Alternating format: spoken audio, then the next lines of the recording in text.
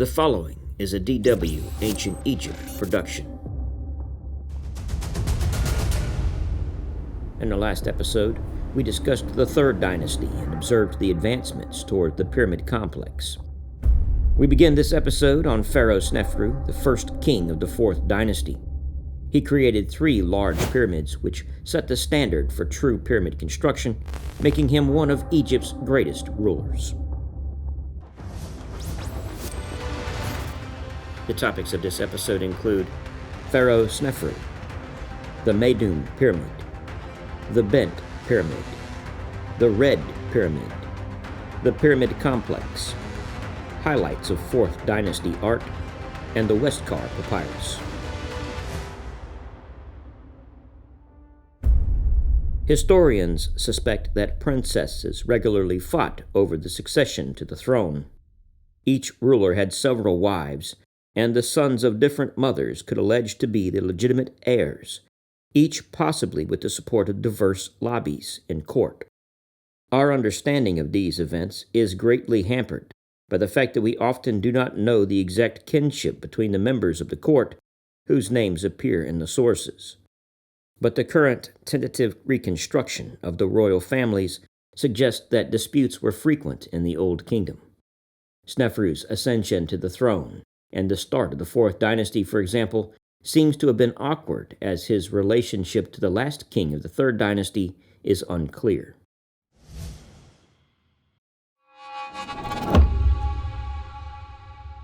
Pharaoh Sneferu. Sneferu, his name meaning he of beauty, who ruled from 2613 to 2589 BC, may have been the son of Huni by a minor wife, Queen Meresaonk I. He married Hetepheres I, the daughter of Huni, by another wife, to cement his position. Sneferu was the first pharaoh of the Fourth Dynasty, and his children had a major impact on the Egyptian culture. Khufu built the Great Pyramid. Neferma'at I and Ka-Nefer were his viziers, and Ankuf was the vizier of his nephew Khafre. His other sons included Netjereperef, Rahotep, Ra-Nefer, and Ai-Nefer. His daughters included Meretetes I, the wife of Khufu, Hetepheres A, the wife of Ankuf, Neferet-Nesu, and Neferet-Kau. Sneferu's reign saw 3 major innovations. The first was that true pyramid construction began through trial and error. The second, Egypt became an international power. And the third, artistic standards were established that would last for thousands of years. Sneferu was the first pharaoh we know of who carved his name in a cartouche, French for artillery shell. A cartouche is an oblong circle with a baseline into which the king's name was written and signifies the king's power over everything the sun encircled on its daily course. Sneferu must be ranked as one of Egypt's most renowned pyramid builders. In fact, the sheer volume of building work was greater than any other ruler in the Old Kingdom. His achievements in pyramid building extended beyond the pyramid structure itself and incorporated evolving religious beliefs. During his reign, we see the first real elements of the sun worship that was to follow and reach a culmination over 1,000 years later in the reign of Akhenaten. For the first time in the orientation of the building plan, the main axis was oriented from east to west rather than from north to south, as were earlier pyramids. This was apparently a move away from the astronomical star-oriented beliefs toward the east-west passage of the sun and the worship of Ra. Now, with Sneferu, the mortuary temple was on the east rather than the north side, like the Djoser Step Pyramid complex at Saqqara. We see the first of the small satellite pyramids placed near the southern face of the main pyramid. Furthermore, the pyramid and mortuary temple elements were now linked by a causeway to a valley temple located on the edge of the cultivation closer to the Nile. It is believed that the valley temple operated as a monumental gateway to the whole of the pyramid complex. After the death of King Huni, his son-in-law Sneferu founded the Fourth Dynasty as we noted earlier, by marrying Huni's daughter, Hetepheres. She would find great fame as the mother of Khufu. Sneferu was also a son of Huni by a minor wife. He was probably therefore Hetepheres' half-brother. By marrying Hetepheres, who presumably carried the royal bloodline as the daughter of a more senior queen, he consolidated his claim to the throne. This would be common practice throughout the ancient Egyptian line, much like the future British monarchy. Sneferu's international policies took him beyond the borders of Egypt. As recorded on the Palermo stone, Sneferu organized trading expeditions to Lebanon to get cedar wood for temple doors and pyramid construction. Among other building uses, Sneferu is credited as having used some of this wood to build Nile riverboats up to about 170 feet in length. Wood was a scarce commodity in Egypt, thus stone and mud brick were the main building material.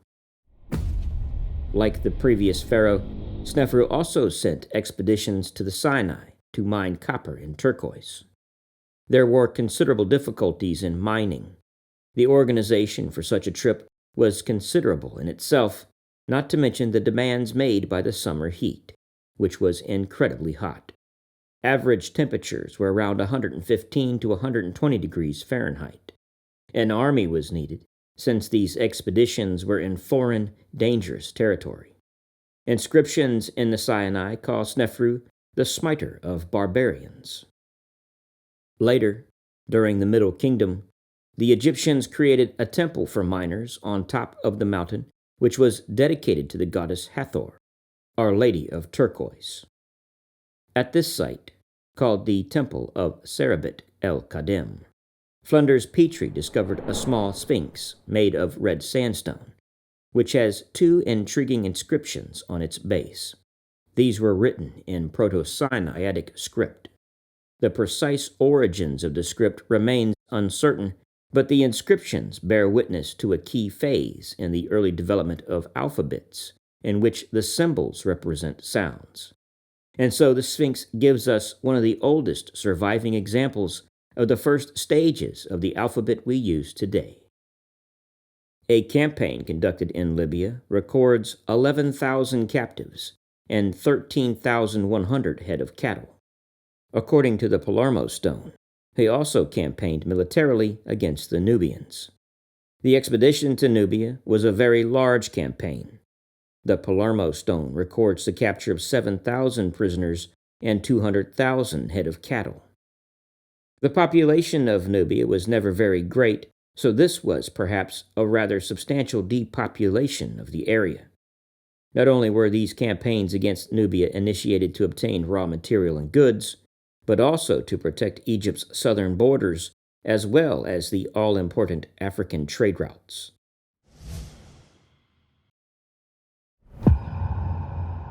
The Meidum Pyramid.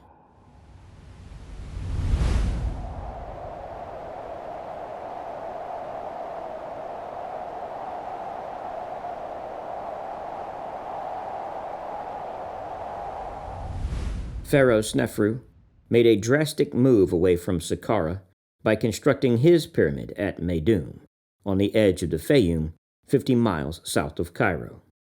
Known as the Meidum Pyramid, it was the first to have a square ground plan and was intended to be the first that was geometrically true.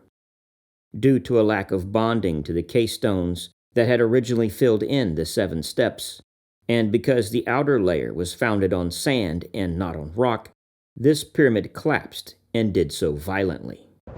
Whether the pyramid fell before its final completion is debated, but the evidence suggests that it came down during the reign of Sneferu. The Valley Temple was never constructed, and the Mortuary Temple was discovered under the rubble and found incomplete. In its ruined state, the structure is 213 feet high, and its entrance is aligned north to south, with the entrance in the north 66 feet above present ground level. The steep descending passage, 57 feet long, leads to a horizontal passage just below the original ground level, that then leads to a vertical shaft 10 feet high that leads to the corbelled burial chamber itself. The chamber is unlikely to have been used for any burial.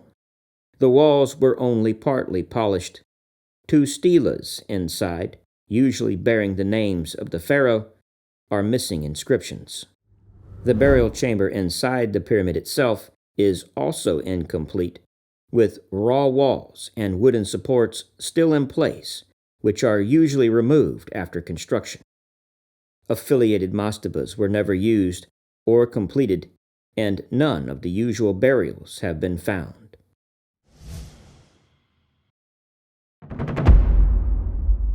The Bent Pyramid. Sneferu abandoned the Meydum pyramid and began work at the second site at Dashur, 28 miles north of Meydum. Why he changed locations is unknown, but he would build 2 pyramids at this location and be followed by several kings of the later 12th dynasty. The first pyramid at this site, called the Bent Pyramid, began at 54 degrees, like the Meydum pyramid. However, the corners of the pyramid were built on unstable ground, and structural changes had to be made to 43 degrees. This would give the pyramid its bent look and cause numerous issues inside. Large cedar beams had to be brought in to brace the collapsing walls, which were shifting inward, and this pyramid was, therefore, abandoned. His pyramid is unique among Old Kingdom pyramids because it had a second entrance that opened high on the west face. The rationale for having the entrance on the north face of all known Old Kingdom pyramids has a religious basis and was connected to the northern stars. The western entrance is a mystery. From the north, a passage descends down to an antechamber. In order to deal with the downward pressure of the pyramid on this chamber, its roof was made of different courses, with each course projecting more inward than the course below. This technique, known as corbelling, was also used for the pyramid at Meydum. The burial chamber, also with a corbelled roof, is located above the antechamber. The burial chamber was probably the greatest room in the world when it was built. The corbelled ceiling rose up to 55 feet high. The mysterious second entrance in the west face of the pyramid lead down via a descending passage to a horizontal corridor, which was intended to be blocked by some portcullis slabs. The second burial chamber, behind these portcullises, also has a corbelled roof. It is at a higher level than the first burial chamber. Scaffoldings of cedar beams were intended to give the room some additional support. After they were completed, the 2 burial chambers were connected by a passage that was cut out through the existing masonry. It is not known why Sneferu wanted to have 2 burial chambers in this pyramid, but perhaps this too can be explained by the clear experimental nature of this monument. Probably at around the same time as when the slope of the main pyramid was decreased, work started to the south to build a smaller satellite pyramid. This pyramid, with a base length of 53 meters and a height of 32.5 meters, was probably an adaptation of the concept of the South Tomb found in the complex of Djoser at Saqqara. Its internal structure is a precursor for the Pyramid of Khufu at Giza. It has a descending and then an ascending passage with a smaller version of Khufu's Grand Gallery. The actual burial chamber is far too small for a human burial and may probably have been intended to house the Ka statue of the king. Between the satellite and the main pyramid, there was a small offering place. 2 funerary stelae, bearing the titulary of Sneferu, were erected along the east face of the satellite pyramid. A small offering chapel, also with 2 funerary stelae, was built against the east face of the main pyramid. Like the eastern chapel of the Pyramid of Meydum, this chapel is too small to be an actual mortuary temple. An enclosure wall surrounded both the main and satellite pyramids, with a causeway leading from its northeast towards a small rectangular structure in the east, about halfway down to the valley. This structure shares features of both valley temples and mortuary temples in later pyramid complexes. It has the courtyard, pillars, and statues that would become traditional in later mortuary temples, but it was built at some distance of the pyramid, which is typical for the Valley Temple. Even though this pyramid was finally completed, including additional constructions such as the satellite pyramid in the mortuary temple, Sneferu was buried in his third pyramid, the Red Pyramid, built a couple of kilometers north of the Bent Pyramid.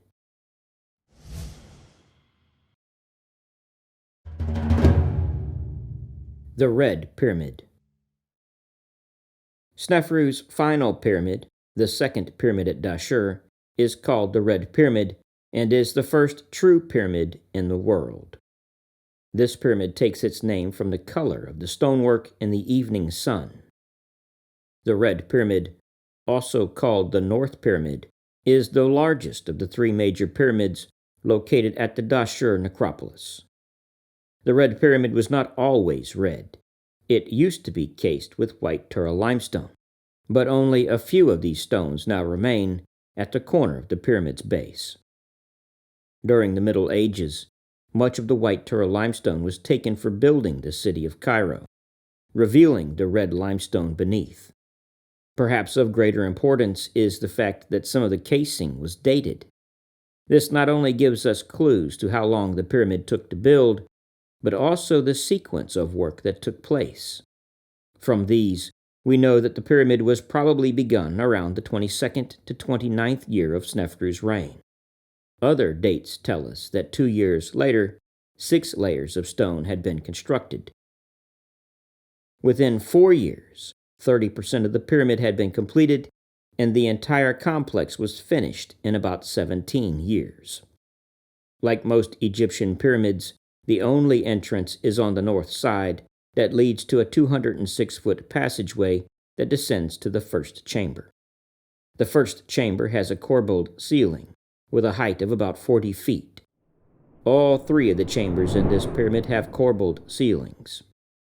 Even with some 2 million tons of stone above, this ceiling design is so strong that there are no cracks or structural problems even today.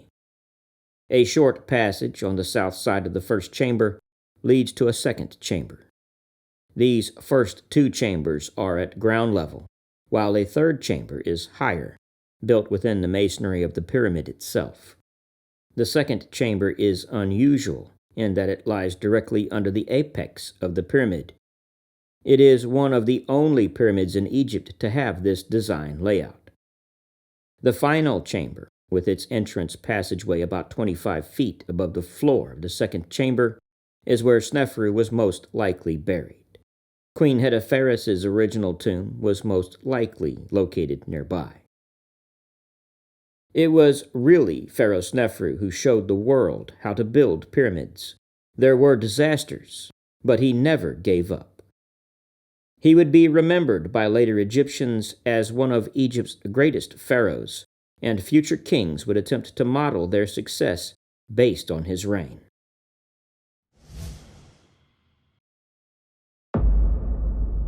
The Pyramid Complex. The following pyramids demonstrate what was to become the norm for the layout of a pyramid complex. Archaeologist Peter Clayton best describes this in his book Chronicle of the Pharaohs. This consisted of the pyramid itself, with an entrance on the north face, which gives access via a descending passage to a burial chamber, normally located in the bedrock or at ground surface within the mass. There can be more than one chamber and at different levels within this group.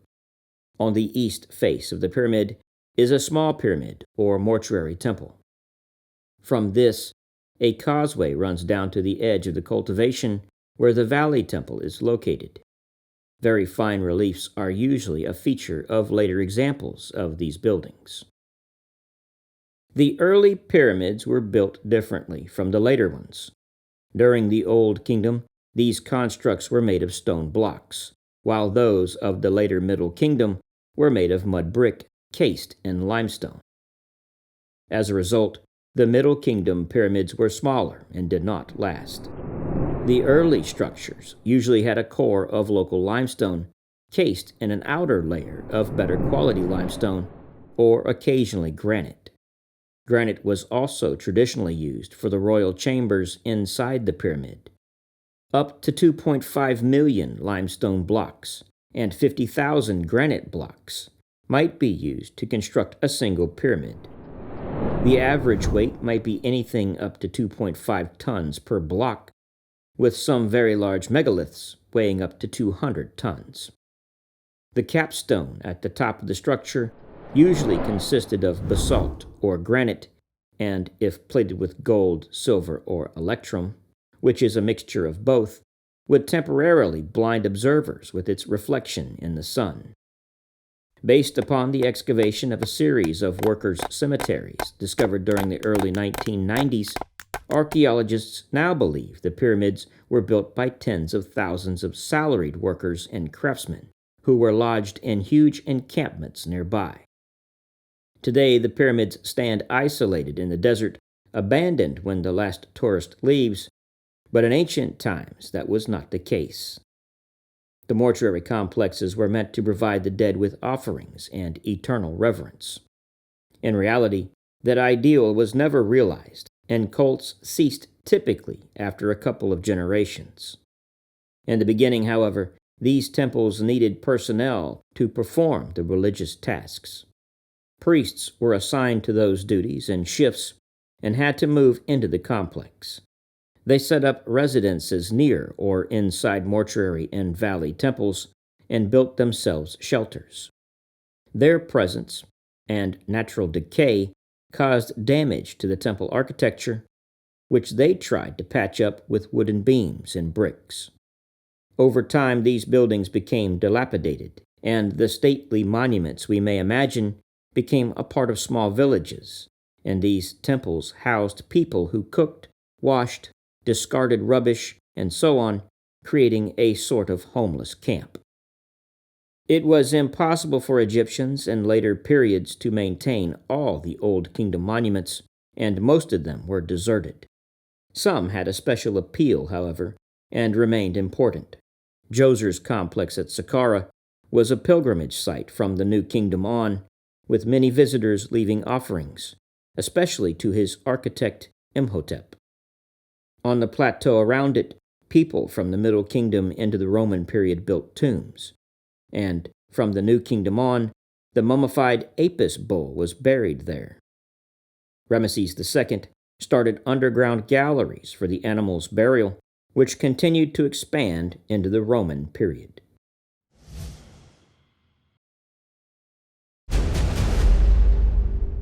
Highlights of Fourth Dynasty art. In 1871, French Egyptologist Auguste Mariette discovered some of the great masterpieces of Egyptian art. Near the pyramid of Meydum, in the tomb of Prince Neferma'at, known as Mastaba 16, 3 pairs of realistic and beautifully painted geese on a frieze were found. Prince Neferma'at was one of several relatives of Pharaoh Sneferu who were buried in Meydum. The tomb is known for the special technique used for drawing the scenes. Sculptures carved deeply incised images that then were filled with colored paste. This method was labor-intensive because the paste tended to dry, crack, and then fall out. The technique results in vividly colored scenes. This tomb is the only one known to date showing this technique. The fact that later the plaster cracked and resulted in the loss of the paste likely led to craftsmen abandoning this type of decoration. Along with him was Prince Rahotep and his wife Nofret, who were buried with 2 companion statues. These works of art may be the most extraordinary ever found and are in an excellent state of preservation. This was due to the fact that the chapels in the mastaba were sealed off in ancient times, and apparently never known until modern discovery. The colors appear almost freshly painted. They are each just over 120 centimeters high. The most outstanding feature is that they both retain their lifelike inlaid eyes of crystal, which stunned the Egyptian workmen who first opened the tomb. In the torchlight of the dark tomb, they looked alive, and the workmen fled in terror. The craftsmanship involved in creating these works of art still remain a mystery to scholars.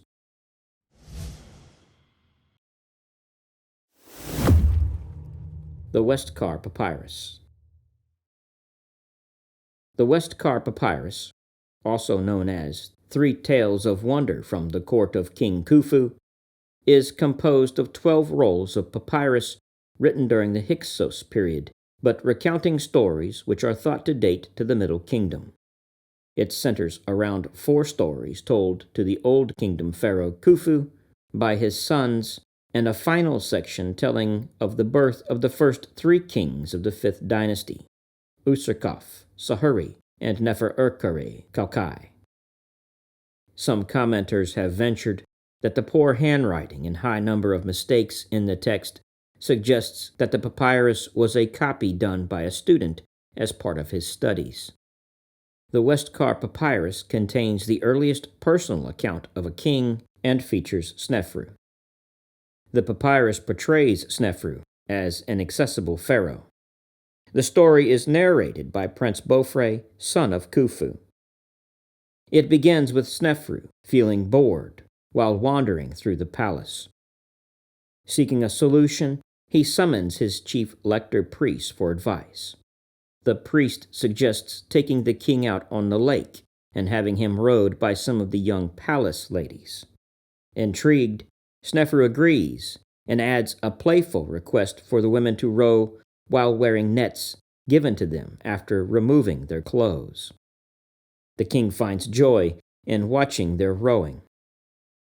Unfortunately, the excursion takes an unexpected turn when one of the ladies accidentally drops her turquoise fish amulet into the lake and refuses to continue rowing until it's retrieved. Sneferu offers to replace it, but the lady insists on having the original back. In response, the king summons his chief priest once more, who miraculously parts the waters of the lake to retrieve the lost charm. With the amulet recovered, the rowing resumes. Although the story is fictional, it hints at Sneferu's approachable nature as a pharaoh. The act of parting the waters resembles the story of the biblical Exodus, though it predates it by 1,000 years. Sneferu's ability to build 3 pyramids for himself showcases his command over resources and manpower, solidifying his kingdom. By constructing the largest building in history at the time and sharing knowledge of pyramid building with the Egyptian people, Sneferu demonstrated Egypt's potential as an international power. Additionally, he established artistic conventions that would endure over 3,000 years. Some historians consider the art from Sneferu's era as the pinnacle of Egypt's artistic achievements. Perhaps his most important legacy of all was his son Khufu. He would take his father's achievements even further and create the largest pyramid ever known. Thank you for joining us.